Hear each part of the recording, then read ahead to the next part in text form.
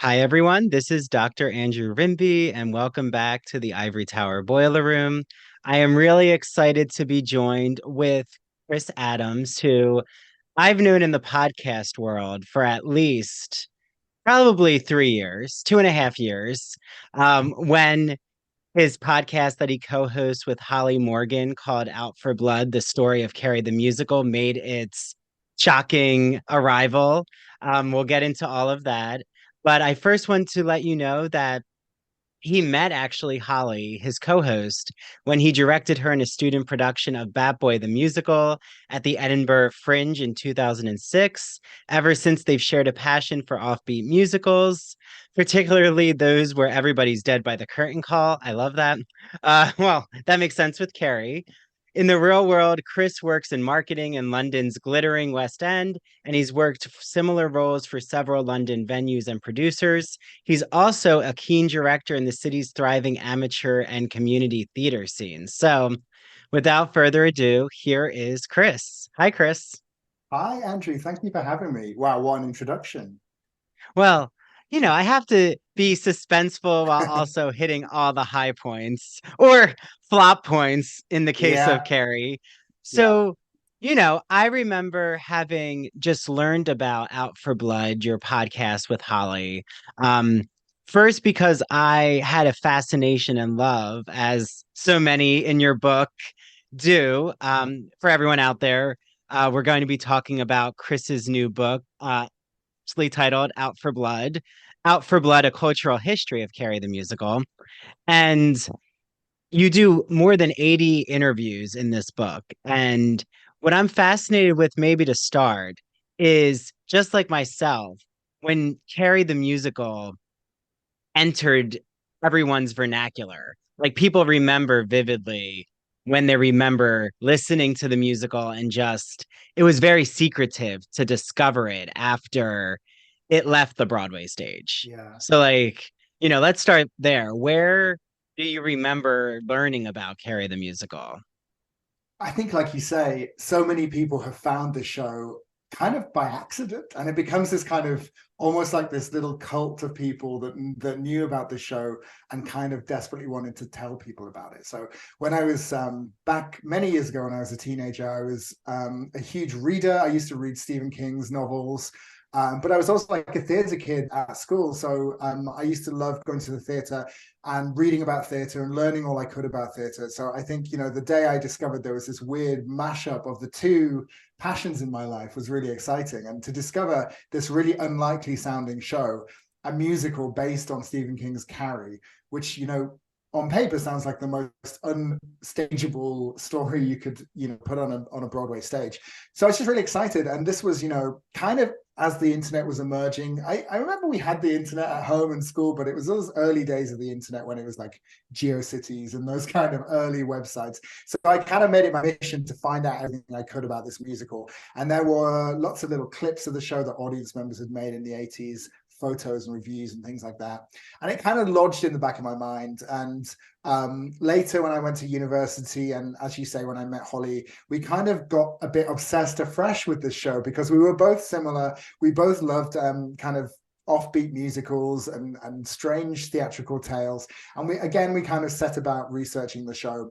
But it wasn't until much later again, until COVID, when we got together and we said, wouldn't it be cool to kind of we were both sitting at home with not much to do, as all of us were in the same situation. And we thought, wouldn't it be cool to kind of track down the people who'd been involved in the creation of the show and kind of find out if the stories we'd heard about this infamous flop in quotation marks were true, and to kind of bust some of the myths that had developed over the years. And we just kind of set about doing it. And then we got enough. We initially kind of thought we'd make maybe 4 or 5 episodes of a podcast about Carrie, and we ended up, I think we're now on about 15 or 16. So we kind of, yeah, we were really, it was so gratifying to be able to speak to people who were just so passionate about this show that had been dismissed by so many people over the years as being this unmitigated disaster. To be able to speak to people who'd been there and kind of hear their side of the story was just so fascinating. And yeah, that's kind of how the story of Out for Blood started. And what's really interesting is the audience, their appetite for Carrie the musical. um, everything in your podcast, and especially you draw this out so nicely in your book, is the cultural history surrounding how Stephen King's novel, how it leads into the film version, how those from the film version, I'm thinking specifically of Larry Cohen, and then eventually Yes. Betty Buckley get involved, and that it's really this evolution and journey.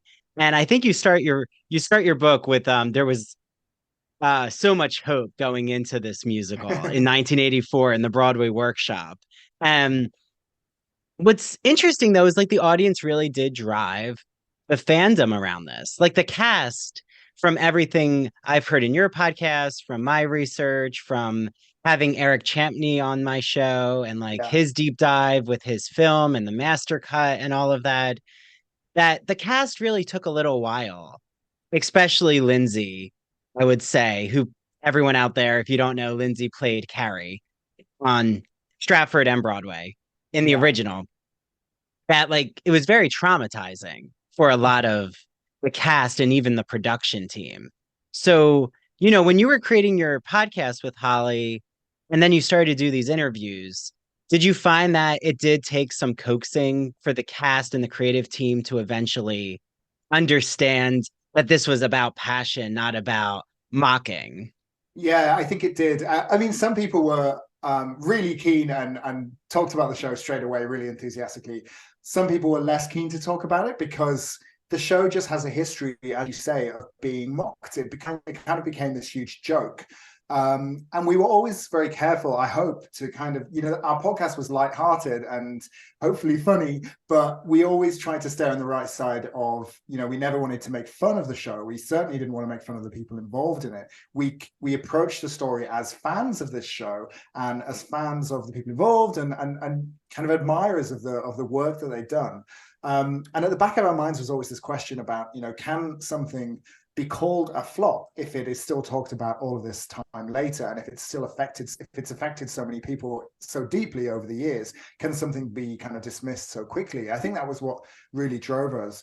And yeah, some people, as you say, the cast were very young. It's a show about teenagers, high school students mostly, and so they were very young when they did the show. Lindsay was only 17 when she was given the part, which is insanely young to be given this leading lady. She was the RSC's youngest ever leading lady at the time.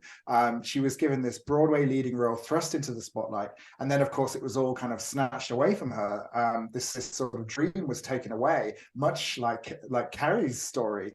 And I don't want to speak on behalf of Lindsay, but from what she's told us, that was extremely traumatizing as a young person, and took a long time to get over. Her immediate thought was, people are going to blame me for this. This is going to scar my career for life. But luckily they didn't. And people, Lindsay's performance, Betty's performance, some of those performances are some of the greatest performances that have ever happened on a Broadway stage, according to so many people. And Lindsay has gone to an incredible career, thankfully.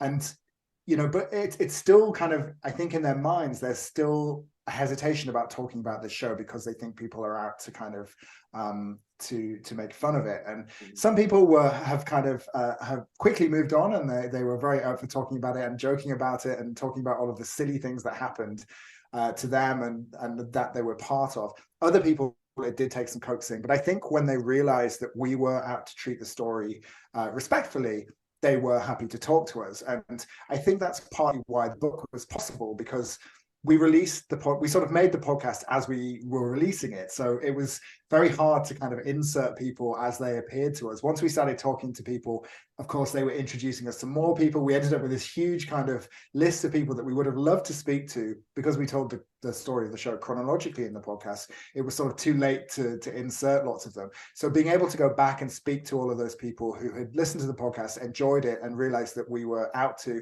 tell the kind of truthful story of what happened back in the 80s and since then, was really great in terms of filling up that book, because I was able to patch together all of the gaps that we may have had in the podcast to start with, and kind of tell a wider story.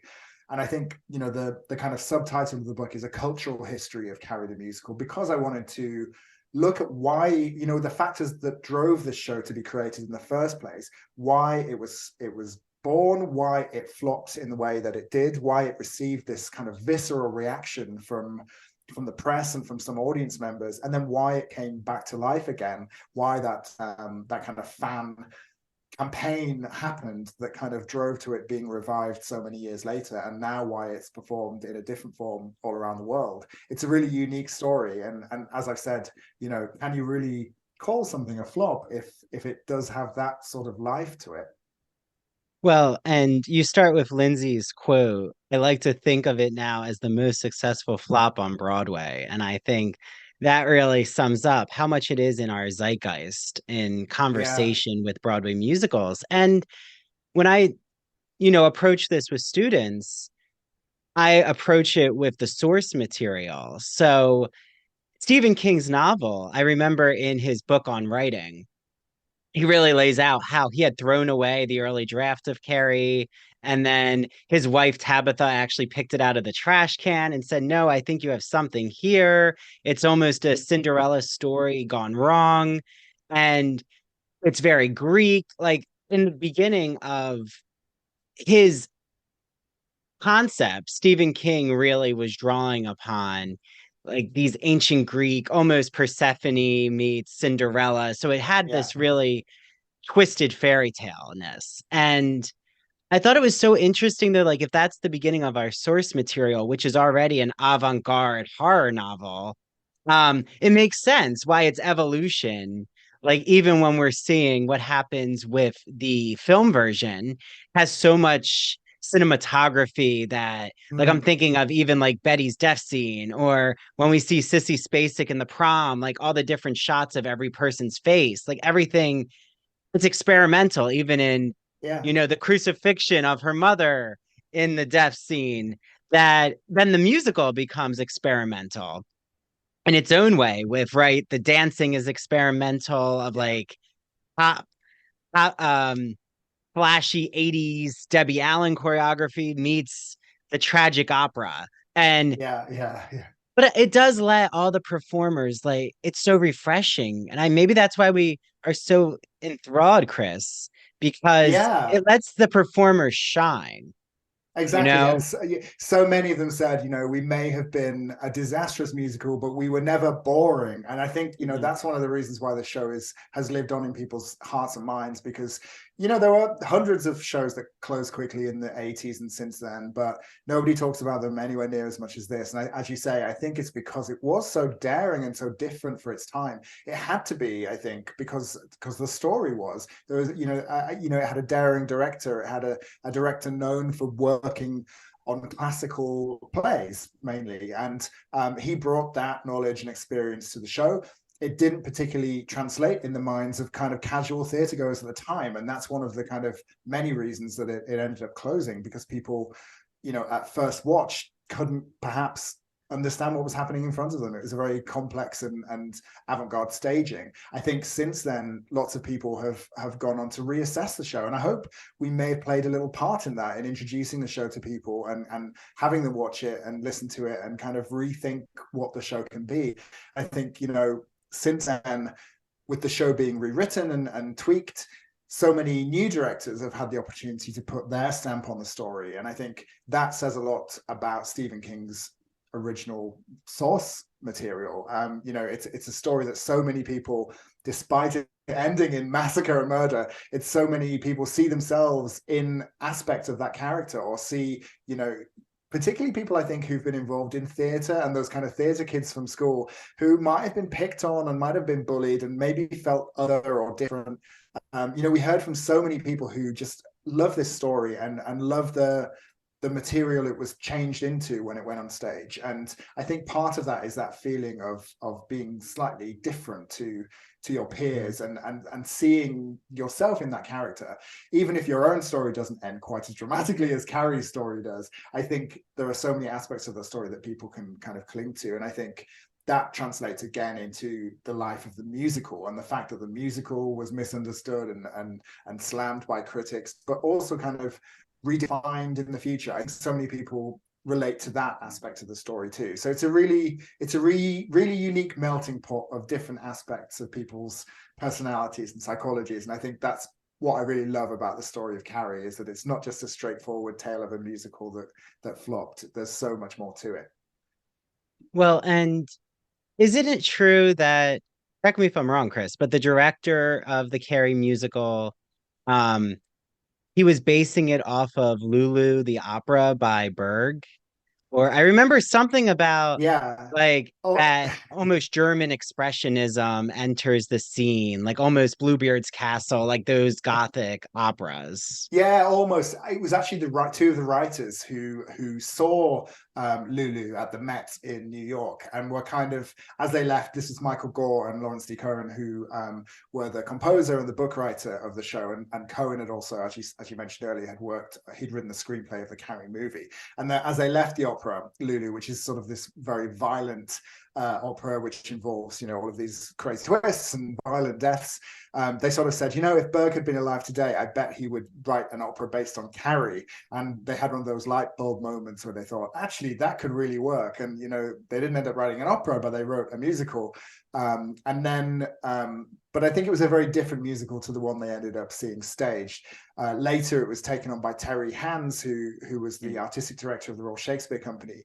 Who, as we've said, had this very kind of classical background. And in Carrie's story, he did see these kind of elements of Greek myths and biblical stories and fairy stories, and pulled all of those strands together into quite a unique, very unusual staging, let's say, which was not what people were expecting. It was certainly not realistic to the story. It was very symbolic, very avant-garde. It pulled together all of these references that I think a lot of people just didn't understand, and so they very quickly dismissed the show. They're expecting to see this kind of high school, high-kicking musical because they knew Debbie Allen was there and she was well known for choreographing and starring in Fame.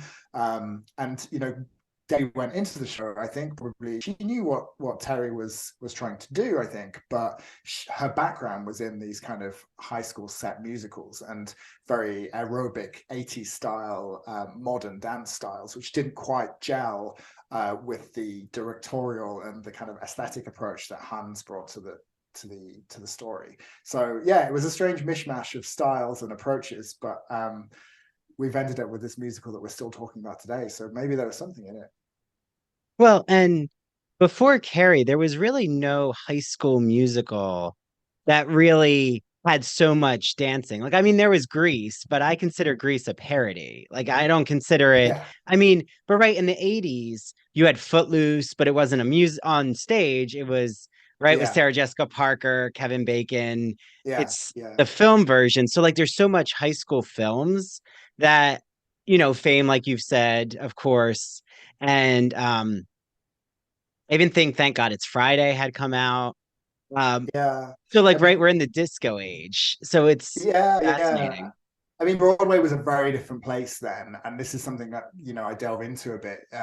When we think of Broadway now, we think of a very different set of shows. There are shows aimed very squarely at families. There are shows about teenagers and about young people and their problems and their everyday stories. You can go and see Heathers and Six and Legally Blonde and all of these kind of shows, which I know aren't on Broadway anymore, but they're very much in the kind of in the sort of musical theatre fans world. Back in the 80s, there was very little aimed squarely or about young people. It was the idea of putting what was ostensibly a horror story on stage was crazy. People laughed about it. It was a very Cats was probably the most different and challenging thing on Broadway at the time because it was this sort of sung through epic mega musical that had been imported from the UK and didn't sort of have a linear plot as such. But around Cats were all of these sort of hangovers from days gone by, lots of revivals of comfortable musicals that people could just kind of sit and enjoy and let it wash over them, lots of plays. So stuff like Carrie was very different and shocked people, and it was very hard to get people to part with their money because it was challenging and it wasn't easy. It was very different to what they were used to. You see it now when a very challenging new piece opens, particularly since COVID. People sort of want to know that they're going to spend their money and get a good night out, and enjoy something that they're familiar with almost. So I think, Carrie came about at a time where people just probably weren't ready for it. The themes of the show, the staging of the show, and the kind of cultural surroundings of the show all just didn't quite mesh to make it work. Particularly as Cats was taking everybody, people forget how massive Cats was. It was taking everybody's ticket money. It was huge. It had, it was sold out for years. Ticket prices were driven so high. It was scalpers were selling tickets for it extortionately high. It was just this huge dominant force on Broadway at the time. So any new show, particularly anything out of the ordinary, was up for a kind of fight when it came to getting audiences. Well, and when Carrie opens, it's also the same year as Phantom of the Opera. Yeah. And chorus line is still kicking, no pun Yes. intended, but which was, I think, really shaped a lot late 70s into early 80s, really revolutionized the behind the scenes type Yes. show. When you get Right. Dream Girls, like, so it's very fascinating. Like you said, that's why the cultural history, I'm such a lover of context, like to understand where this fits in. And like I wonder with the cast or and the creative team too, of course. Like how much do they now, because there's been so many years, right? Yeah. We're talking about 1988, it leaves Broadway. Yeah. Um, that do they think a lot or have opened up a lot to you and Holly about that context? Like, have they seen, oh, this kind of now pieced it together. Like you said, your book is an extreme jigsaw puzzle of not knowing where, but not having the pieces all in front of you. And has the cast recognized, oh, okay, this does make sense though. Like we were part of a moment, like we were part of something really Yeah. neat. Yeah, I think so. I think a lot of them knew that already. A lot of them said, it felt at the time like it was something very different. And it was the show that actors and dancers and singers wanted to be in. When the auditions were happening, they heard about this show being developed over the last few years, and they were like, we need to be there, we need to be in the show. And all of the best dancers at the time were like, we are going to that audition, we have to be involved in this. And I think since then they have looked back and thought, it was a very different and daring production. I think, a lot of them with hindsight, particularly, when we started doing the podcast, we found that the show, I'm sure you remember, the cast was kind of divided quite uniquely. Half of them were from the US, half of them were from the UK. And it was a really kind of groundbreaking way of casting a show, because suddenly you had these two very different cultures thrust together. And we found that a lot of the cast members hadn't really got back together or spoken to each other since that last day of the show, because the show closed so quickly. They were kind of sent back to their respective homes very promptly. A lot of them were kind of reuniting, and we kind of had this bizarre, amazing situation where we were kind of reintroducing them to each other, and we were sort of creating. And even beyond our podcast, we heard about, they were all getting together on Zoom during, the various different lockdowns and stuff, and chatting to each other about it. So I hope that we sort of made them rethink again about their time in the show, and kind of think about the good times that they had, some of the bad times they had, but kind of what came out of it in the end. So many of them are still working in theatre. So many of them are sort of adjacent to theatre. There's loads of dance teachers and people who are involved in education and events and things like that. So it really did kind of have a huge impact on a lot of people. And I think what I've sort of learned to respect from doing these projects is, even if something is dismissed as a flop, it still doesn't, hundreds of people put thousands of hours into making that thing. And people very quickly dismiss things that are seen as a disaster. But for a lot of people, it was their whole life. It was a lot of people's big break. It was a lot of people's first time on Broadway or first time at the RSC, all of these different things for people. And it's something that really affected them and really touched them, and was a big part in their lives. So I think I loved hearing so many individual stories. And we always tried to go beyond the cast as well. We tried to interview people who had been backstage and who had seen the show and had these kind of different links to it, to kind of tell a fuller picture from offstage and onstage and backstage, and kind of get this as you say, this jigsaw puzzle, put it together. And there will always be pieces of that puzzle missing because there are, people who are no longer with us, people that we couldn't track down, people who just don't want to talk about the show. It would be amazing to get as many of them as possible into a room, because I think you'd have this ultimate kind of nostalgia party of people remembering things that they probably still haven't quite remembered. But if someone has lots of money and resources, would love to do that. Would love to come along and be part of it. Well, I have to say, I think Debbie Allen has been very evasive. Maybe not evasive. I'll say deliberately, which I can understand. I think Yeah, she did face a lot of the brunt of criticism she did. Yeah, um, for choreography. While now all of us Carrie fans, and like you said, these were probably the best dancers, one of the best dance shows in terms of yeah, choreography and energy and singing at the same time. Like, I don't know again when we're going to see someone like Charlotte Dembois do yeah. multiple fouettes as as they're all belting. And um, even with Gene Anthony Ray and the Out for Blood song, which is just an incredible number, you can hear the audience in footage, cheering. Like, even though like they're in on the joke because they started to see, even when they were attending, especially on Broadway, it seems like word had gotten around so much that this is a cult hit. Like, okay, Yeah, I remember there's that one audience member who says this is the pig number. And then yeah. everyone People like knew. Yeah, they knew. And but yeah, it just displays like Sally Ann triplets dancing, just yeah, these triple threats that I hope one day Debbie Allen, you know, not that she has to open up about it, but I hope she at least sees how many appreciate cur- um her choreography, that it yeah, was such a style. yeah. I think you're right. If you pull all of the different threads of Carrie out, there are so many incredible things about it. It's just when you knit them all together, something doesn't quite work in the eyes of so many people. And I think, Debbie, yeah, Debbie was one of the people who we couldn't get hold of to speak to on the podcast or in the book. And I think part of that is because, Debbie Allen, look at her career since then. Mhm. This was something she did for, a relatively short time 35 years ago, and since then she has gone on to become this megastar, right? She's on, she's directing, she's acting, she's still dancing, she's running huge businesses. She has probably millions of people trying to talk to her about all of the different things she does, and she maybe doesn't want to talk about this project that she did so long ago. But yeah, I think, it's one of those personal decisions, isn't it? I think you kind of I think you're right. So many people would like to tell her how much they appreciate her work and how much it was part of this amazing show that they love.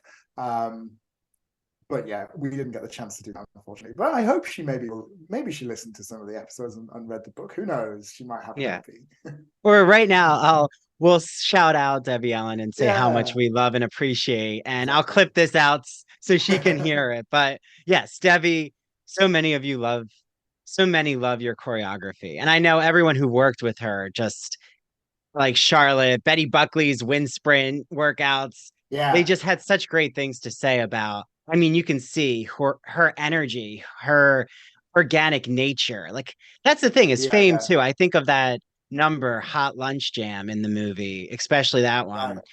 Like, it's just unfiltered teen angst. Like, and I Yeah, think that's what is so captured is um the body tells the story in her yeah. choreography, or just how she even moves. So, Yeah, it's hypnotic yeah. to watch. And the cast said, she worked them so hard, but she was also this amazing presence in the room, particularly in the tougher times when they knew things were going wrong or they could sense there were problems.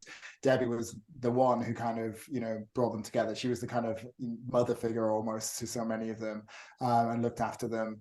And they all admired and looked up to her because they'd seen her on TV. She was Mm. this, especially the Brits, to have this kind of Hollywood star, this TV star, this movie star come in and work with you so closely was, this huge opportunity. So yeah, they all seem to love working with Debbie. Yeah, well, and I think we have to mention, or just because I know you've had so many in the Carrie universe, in your ears, literally, because you are wearing headphones, that They keep falling did out. you, well, I think an aspect we don't talk about is the brilliant, well, you do, of course, but I'm speaking for the broad musical theater public here, is the amazing orchestrations. And I'm wondering, did you ever have a chance to talk to, or in your book, for those who I want to purchase your book, do you ever get anyone who is part of the orchestra or like remembers those orchestrations? So I was able to talk to, in the book, the original orchestrators and the original musical directors of the show, and they gave a bit more insight than we were able to include in the podcast, which was really fascinating. And I don't read music. I don't have a lot of music theory, I suppose, but it's just so interesting to hear people talk about how that process works. And I think learning about that was something that I really loved when we did the podcast. I always assumed that, the composer of a musical does their work, hands over the sheet music, and off you go. But no, it takes these amazing people to kind of bring the music to life for all of the different instruments, for all of the different singers, the singing types. So yeah, to speak to those people was fascinating. We didn't actually get to speak to anyone in the band. I really wish we could have done. Yeah, it was just one of those, there were just quite a lot of them. They were, the musical directors and the orchestrators, I suppose, were used to tell the story of the music. I would have loved to speak to have spoken to Harold Wheeler, who kind of reorchestrated the show when it got to Broadway. I wasn't able to reach him, but he sort of changed the sound of the show. It became a very different sounding show once it got to New York. So to compare the two is really interesting, and people who are very intense fans of the show can listen to those bootlegs and those individual performance recordings and see almost the daily changes in the music and how it was how the sound of the show was changing as time passed. And I think that's such a unique and amazing thing to be able to do with a show from so long ago. Usually you get a cast recording of a show, and that's kind of its definitive record. Carrie doesn't have a cast recording, but it does have this kind of archive of different audience recordings, both audio and video recordings from different places. And so to be able to kind of do that analysis and see how the show was changing day to day kind of shows you how slightly chaotic it was, but also how changes were being made daily and how people were having to learn new stuff in the day and perform it that evening. So yeah, a really interesting angle to hear about, I think. Yeah, well, and it's interesting too how in your book you draw so much attention to, like you brought it up in this discussion, but the US compared to the UK, like that's even in the way the music transfers over to Broadway. Like the what I Yeah. would describe is there's a very rock heavy aspect that happens on Broadway, like even in the opening overture, that like it's almost even more brassy. And I wonder again, is that because of the Broadway audience? Is that for an American type Mm. sound and then muting it a little for Royal Shakespeare Company? Um, Yeah. even the Possibly. cast. Oh, sorry, Yeah. and the cast had that kind of personality too. I just remember that like Yeah. the Brits learned about being more energetic, not Yeah. energetic, Yeah. but Yeah. being like blunt and Outspoken. outspoken. And then the Americans learned how to be a little more disciplined. Yeah, exactly. I think, yeah, there was this, the Brits talk about this kind of friendly tension that developed between the Brits and the Americans when they all got together, because the Americans were so kind of forthright and, they charge to the front of the rehearsal room and do their numbers, whereas the Brits would always kind of hang back a little bit and be a bit judgy. But by the end of the process, they were all kind of so close and learned so much from each other, as you say. I think the music point's really interesting, and the reason given by the writers for the change was that originally they were trying to merge the two worlds of the show into one cohesive sound. Originally, there were two orchestrators, one who kind of tackled the slightly more operatic mother and daughter numbers between Carrie and her mother.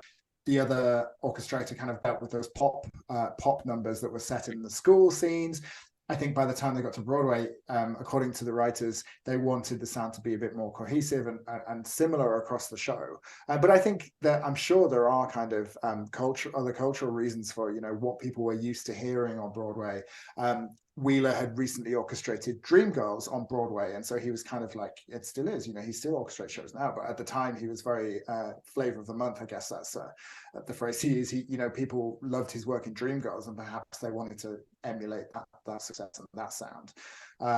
So yeah, there are so many different. Depends who you ask, you get different answers for different things happening on the show. People remember things so differently sometimes, but yeah, it's a really interesting question. Well, so what was something, and again, I don't want you to reveal it all because it's in your book, but like what was something that you learned? Because you've been with Carrie the musical so long in just thinking about it, listening, hearing different insights. Is there something that really blew your mind, especially when you were writing your book, like something that came Yeah. out because of the writing process that we would be surprised about?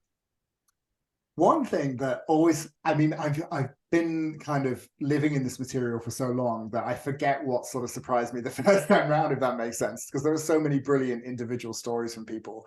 I think there are so many stories that make you just sort of say that can't be true. When you hear about these slightly chaotic rehearsals and performances where things would go wrong, and the whole Barbara Cook story is just this fascinating. The more you delve into it, the more brilliant and hilarious it becomes, because Barbara was playing Carrie's mum here in the UK and basically hated the whole experience.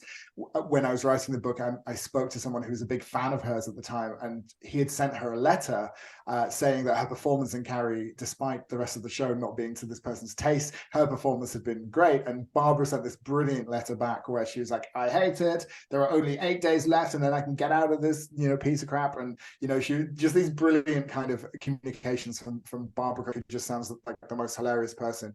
One thing that I was really surprised about, the kind of ultimate twist of this story, because you sort of assume that at the end of the tale, everyone goes their separate ways. I found that Terry Hands, the director, later worked on another musical with the producer, Friedrich Kurtz, who had kind of co-funded all of Carrie and taken a lot of the blame. There are all of these stories about him closing the show and sort of trying to cling back as much money as he could, because the show was just sort of hemorrhaging cash by this point because of the poor reviews and everything else that happened. The two of them got together like a few years later in Germany to make another musical, which again, the leading lady ended up leaving. The show closed early. It got terrible reviews. And the whole kind of story on a smaller scale just repeated itself. And I was absolutely kind of blown away by this, because I'd assumed the two of them probably would have just fallen out and never spoken to each other ever again after, the Carrie debacle, I suppose. But to find these records, searching for them, suddenly realizing that they got back together to try again and it still hadn't worked. So that was a really interesting story. But, every cast member, every person we spoke to brought these unique stories to the table. And, it was an interesting study in people's memories as well, because I think this top line version of the Carrie story had kind of cemented itself into the consciousness of so many people. We called it the sort of Wikipedia version of what had happened, because you get these sort of 2 or 3 myths, I suppose, about disasters that had taken place. And even people who were there found themselves repeating these stories until they sort of realized, actually, maybe that's not quite what happened. And you start to kind of chisel away at people's memories, and the stuff that they remember when you do that is really fascinating. So I think it's been a really interesting study in memory and what actually happened, and kind of getting to the bottom of these tall tales has been really fascinating. Yeah, well, and like I know Eric has his own views on the whole like ancient Greek. Like he's more in, Yeah, everyone should listen if they haven't, but he was like we did a whole deep dive of just the source material, the ancient yeah, Greek it's fascinating. themes. And like he wants to explore the psyche of Terry Hands, like more of the directorial approach. But I think that what's so important you talk about, Chris, is how we create myths or how myths are built and in our own minds and memory. And like the whole, if someone had misheard about make it like Greece the musical or ancient Greece, is that kind of slippage. And again, like a whisper down the lane of, Yeah, yeah. the only ones who will really know is Carrie Hands, who sadly is no longer here, maybe Debbie Allen, because she had been given direction by him.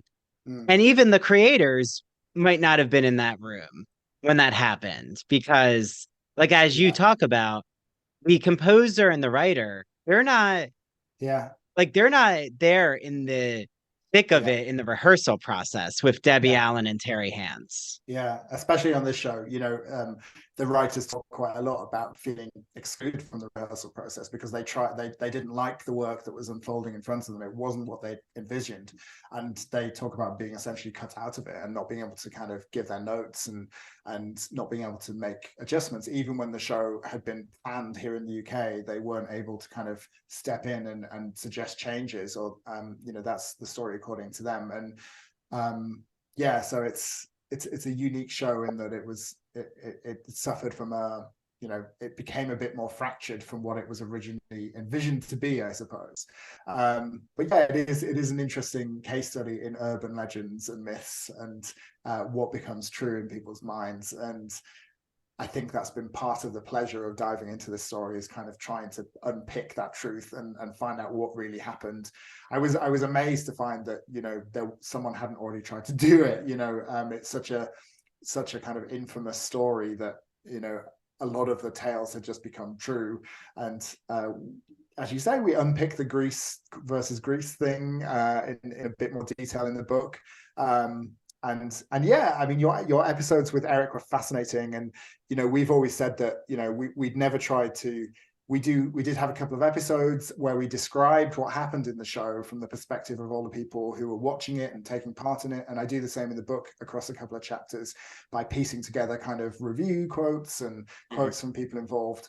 But it's fascinating to hear someone like Eric, who is a creative person, a director, a writer, uh, rip the show to shreds and kind of try and piece it back together and try and figure out what was happening in the mind of the people who created it. Really interesting. And yeah, I encourage people to watch that if they haven't already, because it's a really deep dive into what Terry Hands may have been thinking. And as you say, I wish we could find out more. I was lucky enough to find some old cassette tapes in a library archive, which with a journalist interviewing Terry Hands and the designer of the show, Ralph Colte, and the costume designer, Alex Reed. So to hear those voices come to life after having read so much about them was just fascinating. And there's some great new insight on the approach to the design and the look of the show that I was able to include in the book thanks to those tapes. So I love that the show is still inspiring people to kind of figure it out and try and work out what was intended to be happening. Yeah, it's fascinating, and as I say, so few shows that close so quickly get that kind of deep Mhm. analysis, and I think it's brilliant that people are now doing that. Or that the show, that's something that could be considered a flop, actually gets a revival. Like Yeah, that to me is not what makes it not a flop because, um, like you said, flops are usually ones we can't recall in memory. But like just to, as we're nearing the end, I think we should definitely, if you could touch upon the revival, because like I said, that the Broadway cast was a type of star making. I mean, Betty Buckley was already very well known. I yeah, mean, you mentioned Cats. We think of Betty Buckley in yeah, memory. yeah, But that, Lindsay still performing as the narrator in Joseph now. yeah, Charlotte, I saw her in Pippin. She's in Chicago yeah, all the time. I mean, yeah, Sally Ann Triplett has done so much in the West End. yeah, Um, but with the revival, you then have, um, cast members who were in Anastasia. I'm thinking of Christy yeah. as Anastasia Altamere. And then I'm trying to remember, how do you pronounce her first name? I'm thinking of Jenna, she Jenna, thank you, who Jenna played Dwell, yeah. Princess Diane. Yes, Diana. yeah. And Derek Klanner, who was also in Yes. Anastasia and is, I think, currently in Moulin Rouge on Broadway, yeah, who just came straight out of college to do Carrie. He was young at the Wow. time and had sort of interrupted his college career to do it, and now he's this huge Broadway star, as so many of them are. And of course, Maren Maisie, who played Margaret White Yes. in that revival, who's sadly again is no longer with us, and is just this force of, it's just this extraordinary performer. And we in the podcast we were only able to spend an episode and a bit really on the revival. In the book, I was so happy to be able to talk to some of those people and kind of expand that section and figure out how you take the show, which people have mocked and laughed at for so long, and reinvent it and make it a show that appeals to young performers and young audiences today. And some people loved that revival, some people hated that revival, but it kind of gave Carrie a new life. And now when people are doing that show, they don't think of it as a flop. When people Mhm. are performing that show in community theatre groups or in colleges, they're really excited to be part of it. It's a really unique, challenging show for people to be part of. It makes you really think about how to do, the staging, the music is challenging. It's a really fun, modern, unusual show to do. And I think, the fact that a whole new generation of people are discovering this story that King created all of those years ago in a different form again is really amazing. And there's a brilliant sort of story behind that revival of the demand from fans to see the show reinvented through the 90s, when so many people heard about this show for the first time but weren't able to experience it. It was always kind of just out of their reach. They were able to watch crackly old videos of it and listen to cassette tapes of it, but they weren't ever able to see it. They could just hear about it, and it was this sort of tale passed down. So to kind of to have that force of fandom behind it to eventually lead to a reinvention of the story, I think is a really amazing end to the tale of Carrie the musical. Yeah, well, I was actually there in Greenwich Village in the revival. I saw it. Yeah. Um, and it is just fascinating to think of, you know, that there was an Anastasia, Princess Diana, Derek in Moulin Rouge. Again, I think Maren Maisie I had also seen in Next to Normal. She was Yes. incredible, Yeah. such a beautiful, empowering presence, Yeah. performer, powerhouse. Um, and again, I think it's the material, like why there's been so many movie adaptations of Carrie, and I think we'll continue to see Yeah. iterations. Um, I mean, I always describe the original musical. I mean, I prefer my preference is for the original because I'm a huge fan of the choreography. Um, but I also think both have different lanes. Like for me, Yeah. the revival, like you said, it can go on in colleges and community theaters because of resonating with mental health. Bullying is more explicit Yeah. in this version, where I think the original, to me, it has more of a psychoanalytic libidinal desire. Like sex, to me, sex and like death are really in the original. Like there's Yes. something Yeah. Yeah. so erotic in the original with the high schoolers that comes through the movement of their bodies. But again, Yeah. I don't think the original would have been performed by colleges as No, like that's true. it's That's very true. hard to put on colleges. Yeah, but this new version is very adaptable. It's been, as we talk about in the book a bit, it's been done in huge theaters and tiny intimate theaters. It's been done in Hmm. immersive settings.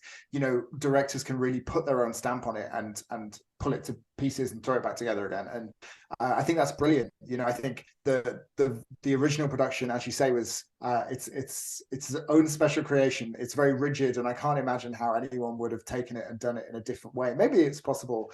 Lots of people certainly wanted to do that through the 90s. Drag queens and other people. So many different people were desperate to get their hands on this, and they weren't allowed to do anything with it. But now you can kind of take it and make it your own, which is really interesting. And it is a story that you can genuinely do in lots of different ways. And it was great to hear from directors who had loved the original, but now we're able to take the story and kind of stage it in different ways and introduce new people to it. Hmm. But I will say to Dean Pitchford, um, Larry Cohen, um, and why am I forgetting? Michael Gore. Michael Gore, thank you. That there is a thirst for the original to like be done as a concert version, with its Yeah. choreography intact. But again, we could all, Yeah. thankfully, we have footage. Um, Yes. But, for my final question, Chris, this has just been so wonderful. I'm just curious, is there any other musical? Again, I don't think anything can compare to what we've talked about, what you've put together of this rich cultural history. But do you think that excluding Rocky Horror Picture Show, because I know that that would be a popular one, But do you think there's another musical that does have like a cult fan base, something that's like now emerging? Like maybe people are starting to think about it and it's been forgotten in Mm. history, but has always maybe had a small subset of a fan base. Yeah, Holly and I have spoken for hours and hours about this and tried to figure out how we do a kind of Out for Blood 2 where we find another musical and do the same treatment. And we've really struggled to find anything that has the same kind of status as Carrie. The closest big musical flop, I think, is the Spider-Man musical Turn Off the Dark, which is mired in lawsuits and all sorts of stuff. And there is a brilliant book about it by someone involved in the show, which kind of does the job, right? I don't think you can really improve on the book that exists about the Spider-Man, the chaotic story of the Spider-Man musical. And so we sort of started to think, maybe there's a version where we talk about musicals that weren't flops, but have interesting creation stories. And one story I love is Little Shop of Horrors, which is, a sort of cult musical, which certainly can't be described as a flop, but has a similar kind of interesting, twisty backstory of different versions. It started as a B movie and had very small fringe productions, big Broadway productions, and now continues to be performed in different ways. So I think that's a really interesting one. But there are some flops which kind of closed very quickly and are now being reassessed in similar ways to the way Carrie has been. Merrily We Roll Along is one which closed very quickly in its original incarnation, and now has been revived successfully. There's a movie being made over like a period of 30 years or something.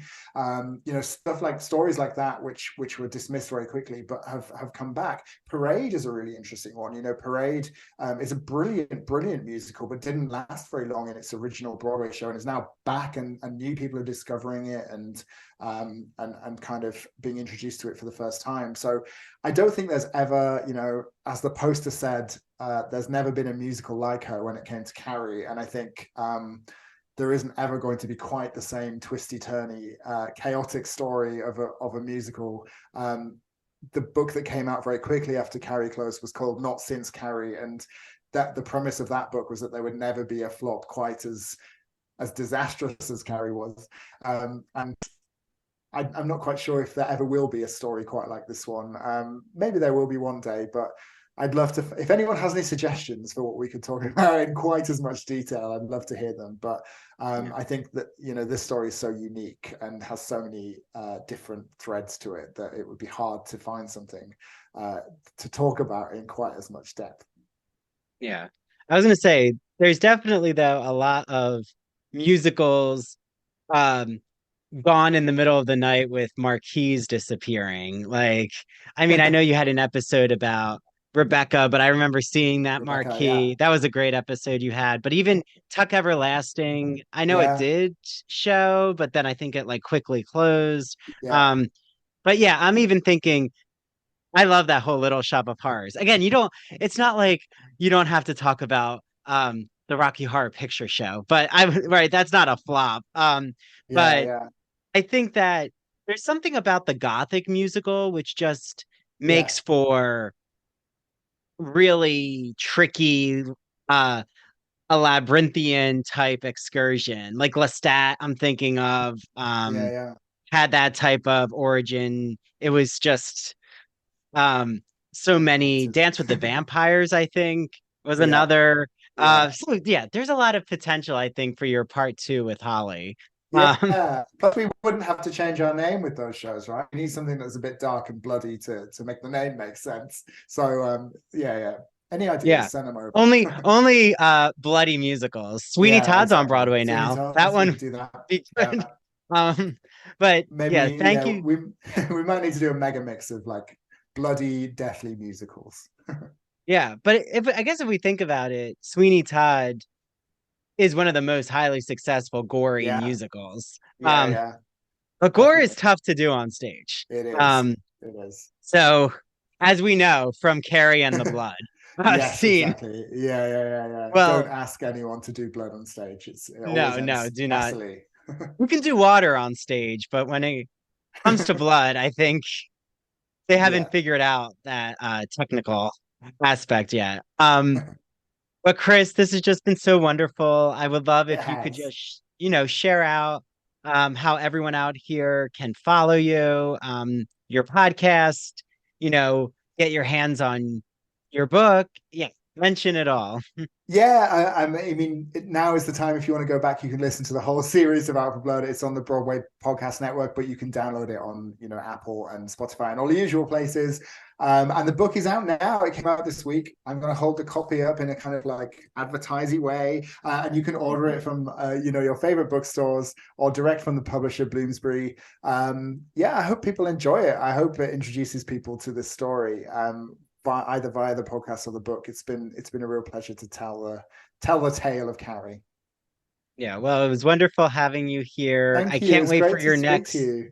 Thank you. I can't wait for your next iteration. Let's see what happens. I'm sure you and Yeah, Holly, you have magic plans and up there'll your be something. sleeves. Yeah, Yes. definitely. There's always something to talk about in the world of Carrie, so we'll probably keep coming back. Oh, there is, I'm sure. You could even like start to deep dive the origin of the movies. So Yeah, maybe. Don't let's give us let's see. ideas. Yeah, well, and Stephen King is out there. Maybe That's eventually. true. That's true. Give us a call, Stephen. Yeah, Stephen. We need your Need you. I know he loved the musical, so we need your Yeah. reflection right now. Yes, that would be Okay. amazing. Thank you so much, Chris. And this has just been so Thank you. wonderful. Yeah, thank you so much for having me. It's been great to talk. Yep. And thanks to all out there. And definitely get your hands on Chris's book and all things Carrie. Okay. Bye everyone. Thank you. Bye.